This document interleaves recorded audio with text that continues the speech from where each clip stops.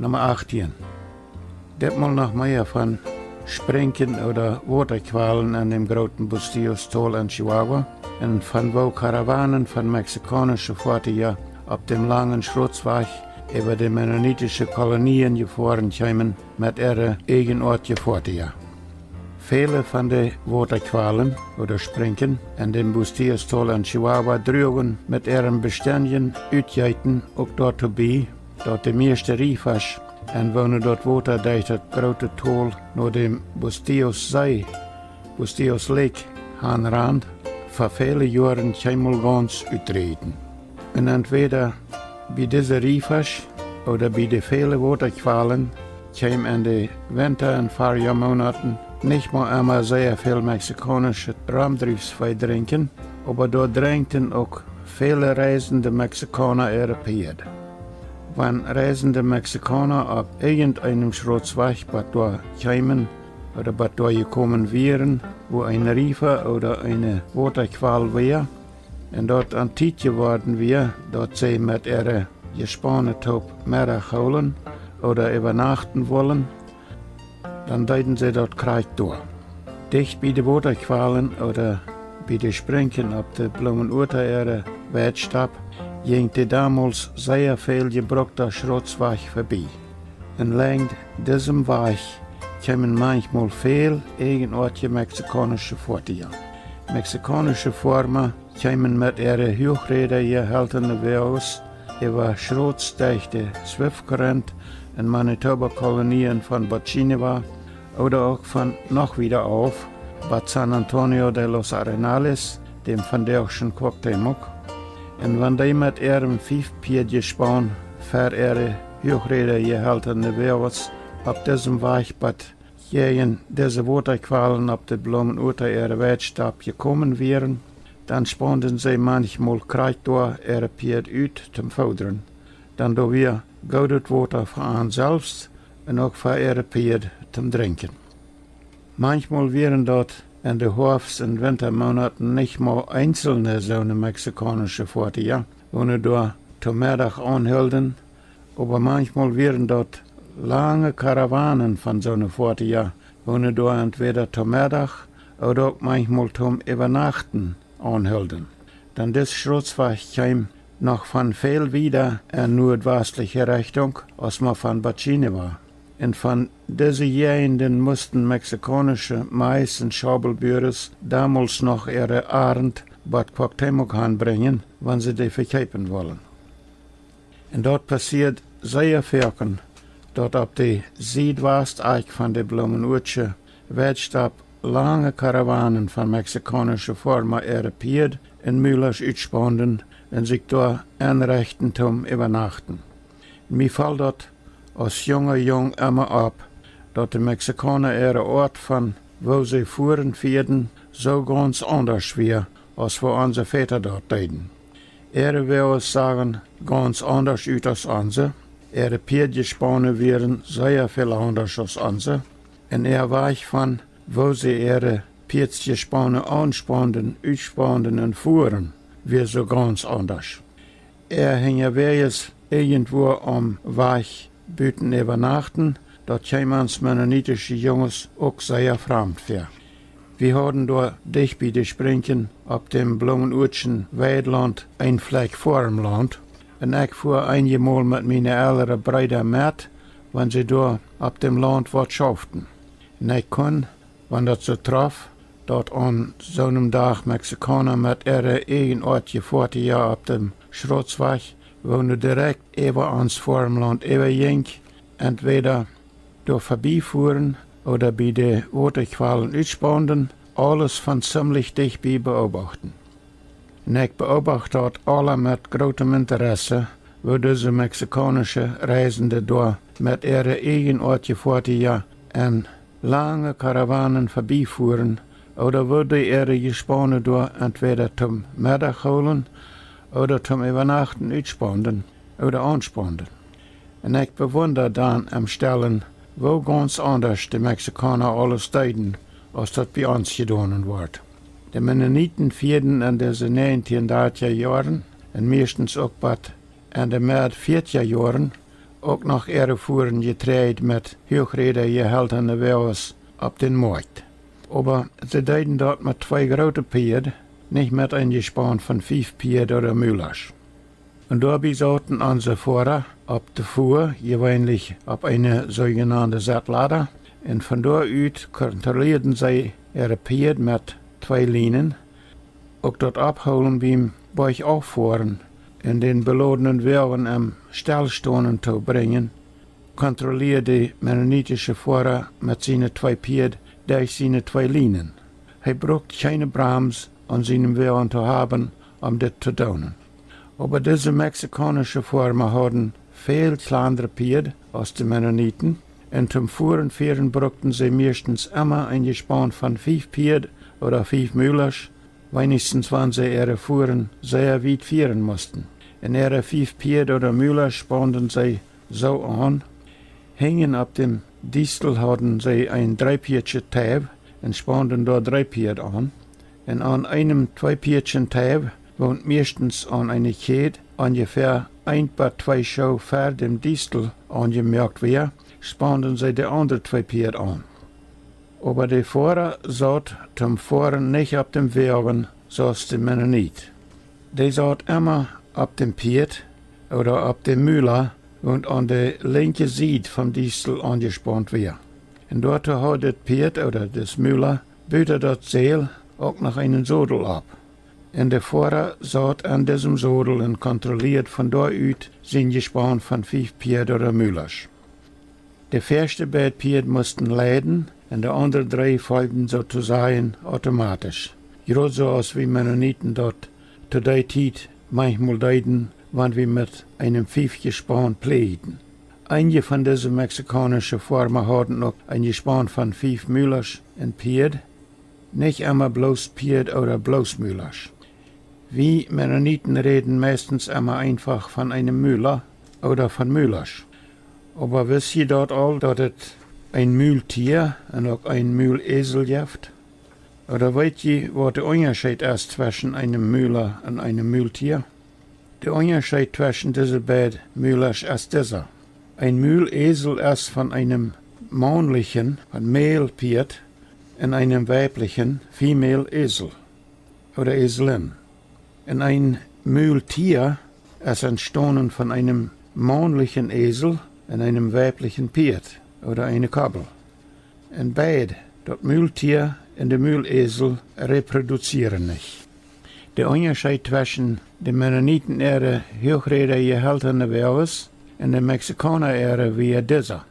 Unsere, die Mennoniten ihre haltene Wagens hatten keine Bremsen, keine Brakes. Unsere 2 große Pferde werden immer so angespannt, dass sie die Fuhr von ihren Collars uit mit der Seelenstrang trocken und mit ihren sogenannten Hängergeschirrs oder mit den Backreimens bremsen oder abholen und zum Stonen bringen können. Aber der Mexikaner, Hochreder gehaltene Wagen, hat Bremsen, hat Brakes an seine Hängerräder.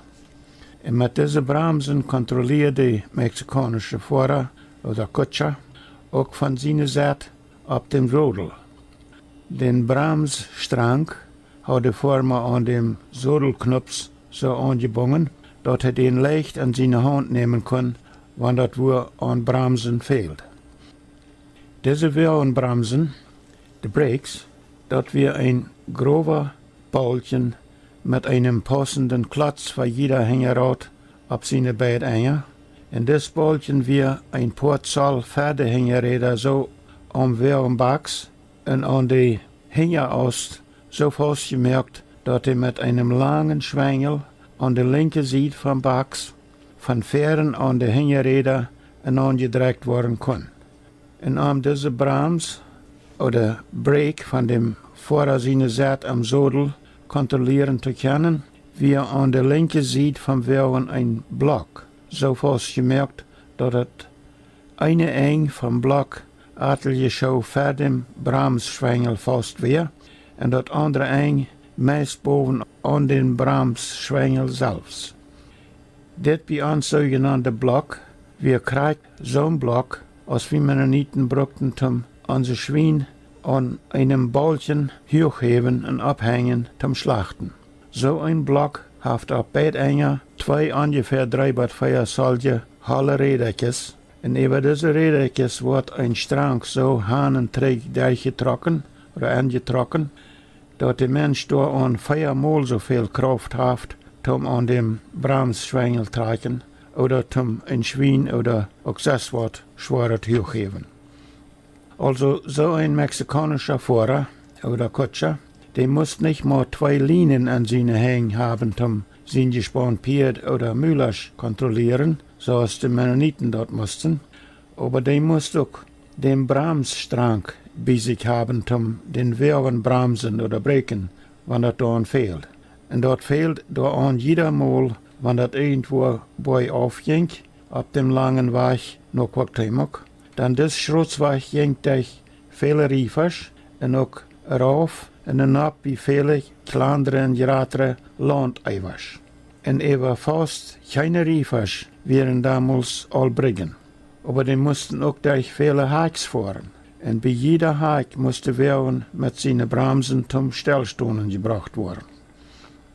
Und wenn diese wandernde Karawanen von mexikanischen Fahrten mit ihren Mais oder Schaukel fuhren, irgendwo zum Mittag oder zum Übernachten anhielten, dann ging bei an auch weiter alles ganz anders zu als bei den Mennoniten, wenn die wo zum Mittag oder zum Übernachten anhielten. Die Mennoniten spannten ihr 2 gespannt Pferd uit und bungen die zum Futtern an ihren Wagen an. Und wenn sie von so weit auf mit ihren Fuhren getreut noch Quackteimok kämen, dass sie nicht an einem Tag einen Träg fahren können, dann bleiben sie meistens über eine Nacht bei ihren Verwandten, wo sie an einem Dorf dicht bei der Stadt wohnten. Und wenn sie nicht Verwandte oder nur ein Freund dicht bei Quackteimok wohnen hatten, dann übernachten mennonitische Fuhrenführer in Quackteimok entweder bei Radekops oder bei Hempels auf ihrem dafür angerechten Hof zur Nacht. Da können sie für Bezahlung ihre Pferd am Stall fordern und tränken, und da können sie auch in einem einfachen Bad in eine Stube am Stall schlupen. Das heißt, wenn sie eine Dachen in Chassis dort mitgebracht haben. Aber die mexikanischen Fuhrenführer, wenn die wo anhielten zum über Nacht blieben, die spannten ihr 5 gespannt Pferd oder Müllers ab so eine Stadt am Weg uit, wo Water wir fahren und für ihre Tieren, dicht bei einem Riefer oder bei einer Spreng, eine Waterqual. Und sie nehmen die Tieren die Seelen auf und spannen meistens jeder Pferd oder Müller die Fährbein und förderten die auf der Erde.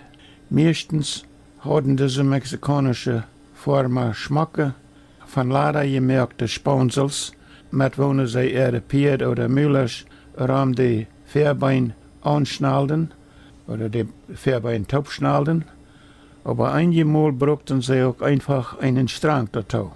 Mir sagt das immer so, die mit laderne Sponsels gespannte Pferd wären ihre Sponsels viel makeliger, als die mit streng gespannte anwären. Mit gespannte Fährbein können ihre Pferd und Müllers noch langsam bei den Springwaterqualen ankommen zum Trinken, aber so können die nicht schwind weit fortgehen. Und so wären die auch leichter anzukommen, wenn sie die Wader reitmerken wollen zum Wiederfahren. Zur über Nacht schlugen diese mexikanische Reisende meistens Eisenstangen an der Erde und bungen wenigstens einige von ihren Pferd oder Müllers mit einem langen Strang da an. Aber auch so passt noch einmal wer die ganze Nacht nicht mal nur die viele Pferd und Müllers ab, aber auch nur ihre Sachen. Meistens wären zu jeder Währung 2 Männer, der Fahrer und sein Helfer. Der Fahrer und die meiste Helfer schleipen, wenn sie wo nachbleiben. Gleich weg, die Nacht entweder auf ihre Währung oder an einem kleinen Zelt, besieht ihre Währung. Über viele Boxen auf ihre Hochrede gewährt wie ein Tab von starkem Leben, sodass sie selbst in ihre Sachen unter Schutz wären, wenn das mal fehlt wegen schlechtes Wetter. Und die Währer wären sehr schwer beladen mit vollen Kostales von Mais oder Schobeln. Und ab ihre volle Getreidezaak hadden sie noch ihre Foderzaak en Fodergorven, ihr Eten und alle andere Sachen, wo sie hingewees brukten op ihre lange Reisen. In de 1920 en 30 en 40 Jahren kwamen mexikanische Firmen an zo'n Karawanen von beladenen Wagens von 100, 200 oder noch mehr Kilometer auf Bad Cuauhtémoc und brachten ihre Abenteuer auf den Markt. Das wären aber nicht die Ejidos, die Kleinfarmer, wo jeder ein kleines Fleck von einem Großgrundbesitzer seinem Land durch die Regierung gekriegt haben, um für sich brocken. Das wären Farmer, wo ein Land hatten und mehr mögen von ihrer Farmerie als die kleinen Ejido-Farmer. Diese wandernden Mexikaner hadden immer von Thuis zum Hingewees übernachten, ihre Deichen zum Schlopen, Tortillas, Gordas, Kaffee und Zucker und wat immer zest zij brukten zum Eten merken en ook brandhout zum Eten uitmerken en Kaffeekirken mitgebracht. En zij leiten sich bei ihrem Ovenkosten Frühstück merken viel Zeit. Aber zum Morgens werden sie weiter alle tegelijker Zeit rijden zum Wiederfahren. Vielleicht haben die mexikanischen Farmer von dort weit am Nordwesten aus San Antonio de los Arenales nochmal bloß eine Suchstation wir, nicht eine Stadt. Auch manchmal ihre Fuhren Mais in Schobeln Bad Cusiviriachi angeführt. Dann kussen wir anfangs 1900 eine erfolgreiche und wachsende Stadt. Diese Goldminenstadt war damals die größte oder vielleicht auch mal die zweitgrößte Stadt im Staat Chihuahua, im Estado Chihuahua. Die Mine braucht hunderte Arbeiter und die Stadt war beständig, sodass es da immer noch mehr Schobeln und Mais und andere Farmprodukte braucht. Vielleicht sind so eine Firma anfangs 1900 mit ihrem Mais und Schobelfuhren einmal auch direkt bei der Stadt Chihuahua angefahren und haben die dort verkauft. Hier brechen wir weiter auf für das Mal. Nächstes Mal noch mehr von der Minenstadt Cusiviriachi und von dem Schrotzweig, wo über den mennonitischen Swift Current in Manitoba-Kolonien in Chihuahua jenk. But nächstes Mal, ich sehe George Rempel.